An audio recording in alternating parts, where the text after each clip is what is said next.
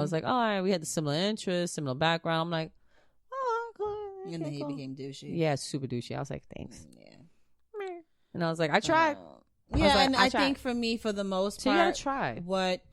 For me, the whole dating thing at this point is just for me to say, well, you tried. You know, as opposed to just being at home and being single and lonely. It's like, she said, why? You take it so dark down the block. Like, what the fuck? Because I am a shroud of darkness. Not. She really not. You guys. I'm really not, you all. Like, I promise you, yeah. I'm not as depressive as I sound. But there are depression tendencies there. But but throw something at her. I swear to God. I do want to, at the very least, you know, be of the mindset that you tried it. Mm-hmm. You got to experience what it was. Yes. And get to feel it out. Mm-hmm. And see if this is something that I like, or maybe I'm just a person that I'm a relationship person, and it's like, nope, I just want to be focus on one. Exactly. Maybe I can try out the seeing multiple people. Yeah. And much to your credit, much to what you're saying, I'm also still very open to I'm open to the concept of even me just dating people for friends. Like, if we're just dating, that's and cool. We become friends out of this. Yeah. I'm all for that as well. That's like, dope. I'm not going into everything thinking like I want a relationship and I'm trying to do that. I mean, yes, I do want a companion at some point in time, like, you know, but this first, me venturing out, stepping out, you know, deciding that it's time for me to just step out and try and see what can happen. I'm keeping it very light.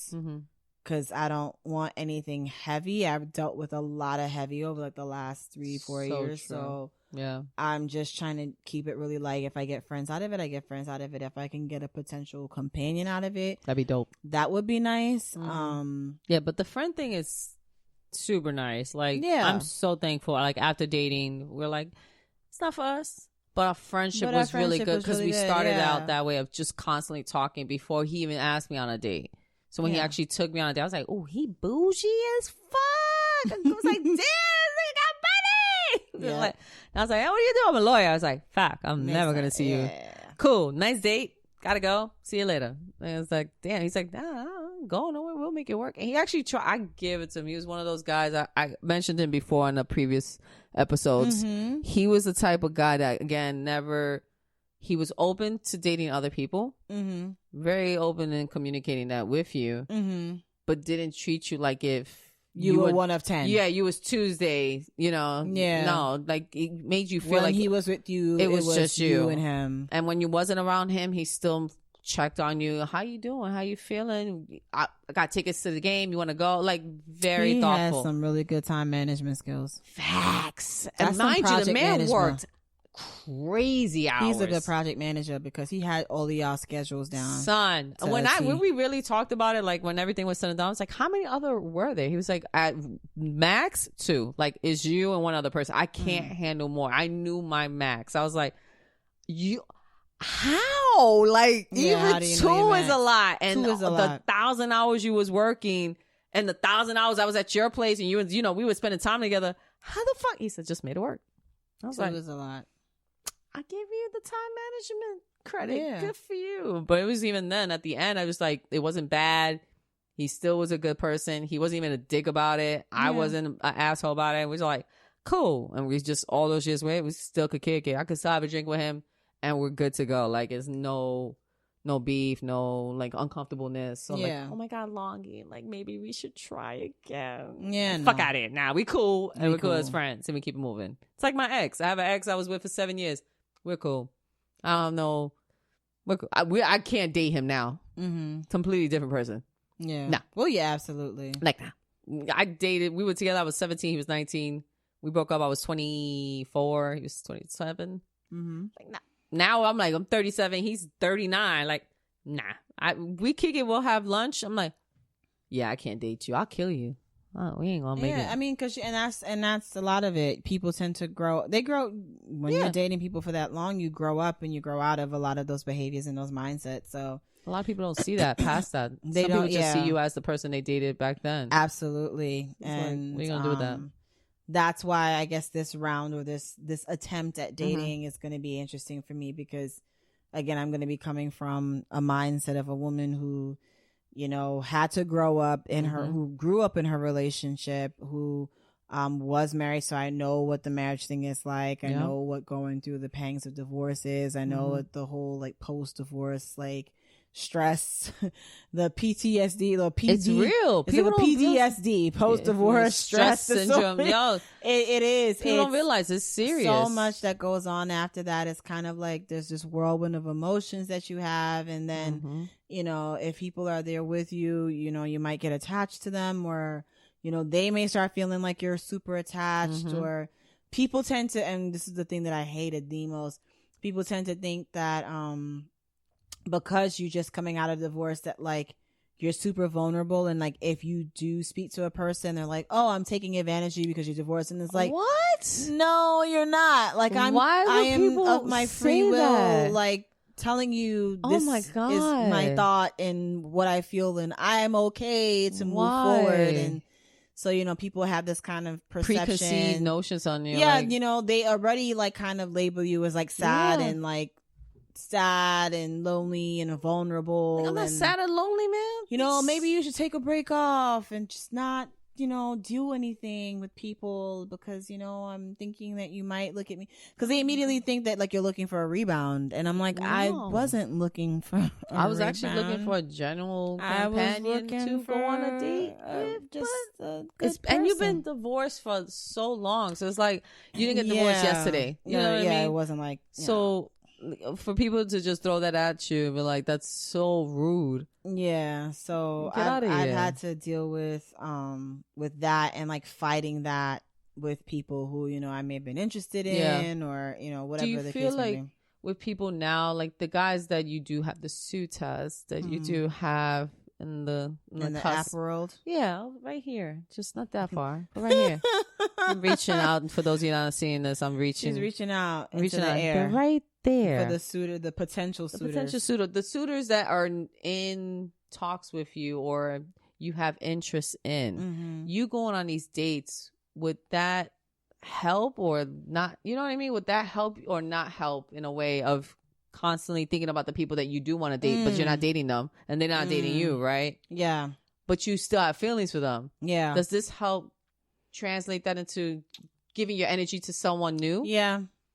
I think in me, you know what I mean? Yeah, because like basically, if I'm not mistaken, what you're asking is that the people who I presently have interest in, will me dating other people help transfer some of my attention and attraction from those folks onto people in the outside world, and stop kind of looking into that inner circle of people who I really like, or who I have interest in. That's my hope, kind of like in a way. Okay, because I can see that.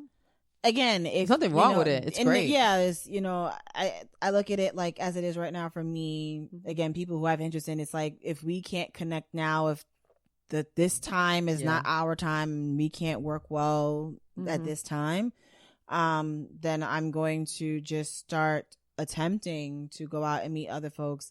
Again, my sole goal for going out or trying to date is to not land a husband. So let me make that abundantly clear. You want to say that out to the universe one more time for me? Thank you. I am not looking for a husband. I am not looking for a baby daddy. I'm not looking for someone who's trying to keep me or to be well kept. Okay. Though I will appreciate a person who will give me flowers and money and candy and food. Hey, if you want to do that, I'm all about it.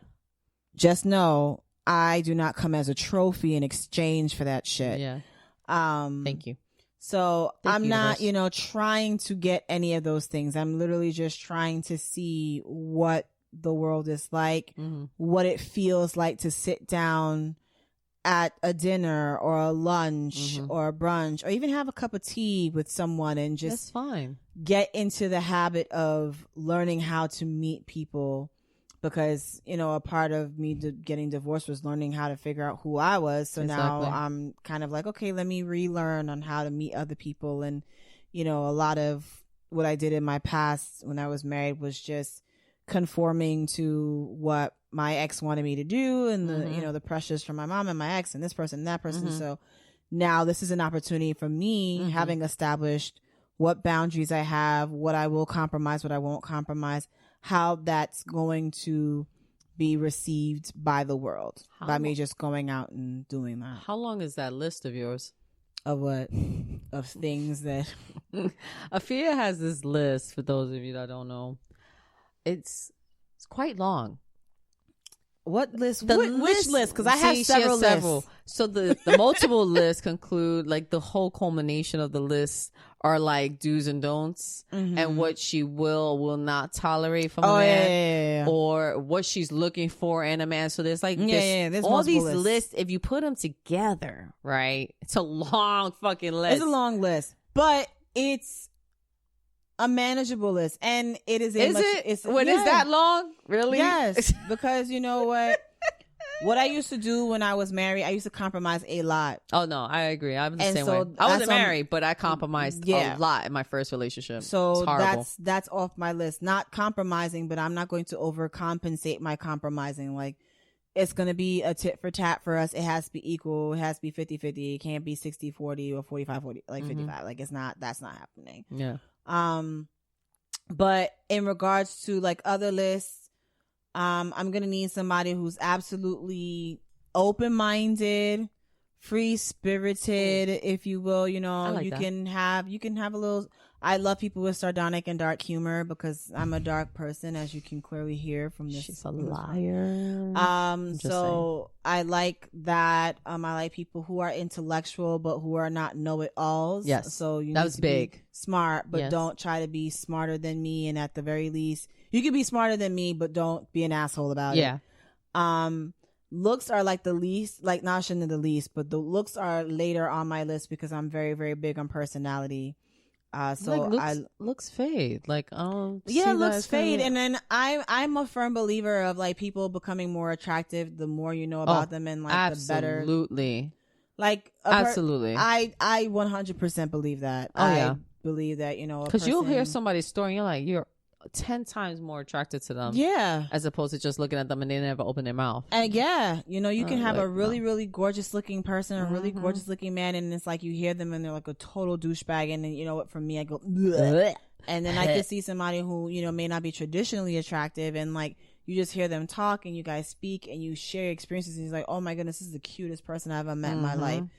I'm of that ilk. Like we may be weird, it may be like, you know, let's say 7% of us in the world, but we're here. But hey, I'll take it. So yeah, like the list is not crazy. But yeah, my list isn't like super, but crazy. It's just long.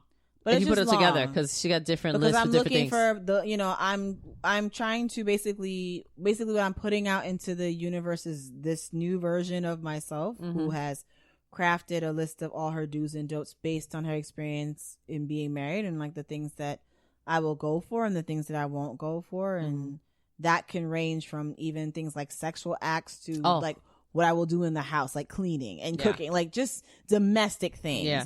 And then I also have, you know, like an updated version of like my list on what I'm looking for in a potential, you know, partner.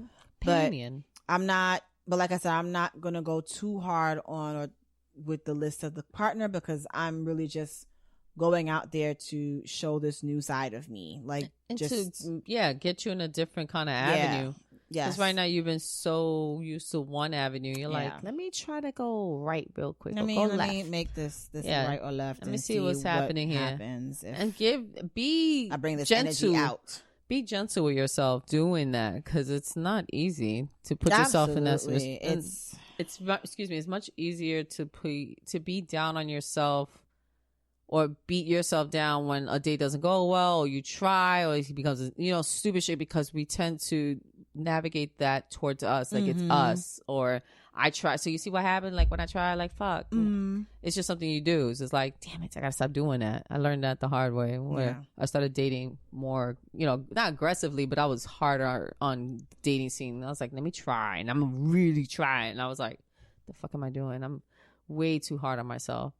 It was hard. So it's like you kept beating yourself up if the date didn't go right, or if I picked the wrong dude to go on a date with. So it's like, fuck. I want to again put that's the hard part. I want to, and even though that is hard, I still wouldn't mind experiencing just a date not going well. Yeah. Oh, you want that?